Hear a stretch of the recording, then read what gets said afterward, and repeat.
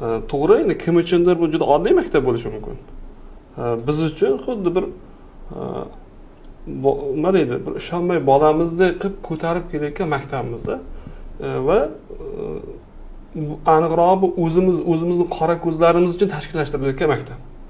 Xudo xolasa, mana shunday tarbiya topib chiqayotgan yoshlar dunyoning menman degan yoshlari bilan bahslasha oladigan darajadagi saviyaga, intellektga ega bo'ladigan o'quvchilarni kadrlarni chiqarish.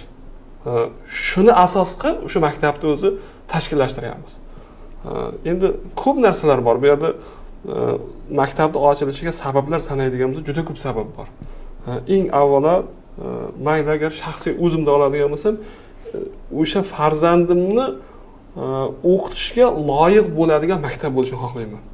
To'g'ri, misol uchun Toshkentga olib kelishgan bo'lsam, viloyatning markazida ham yaxshi maktablar bordir. Lekin o'sha joyga olib borishga misol shaxsan menda imkoniyat bo'lmasligi mumkin. Mana shu narsani, shunaqa muammolarni hal qilish uchun ham tashkillashtirilgan maktablarning biri bu. Xudo xolasa, endi ravnaqini ko'ramiz, mehnatimizni tikyapmiz. Bu yerda Bobur ustoz aytgandek, juda ko'p ustozlarning mehnati singyapti.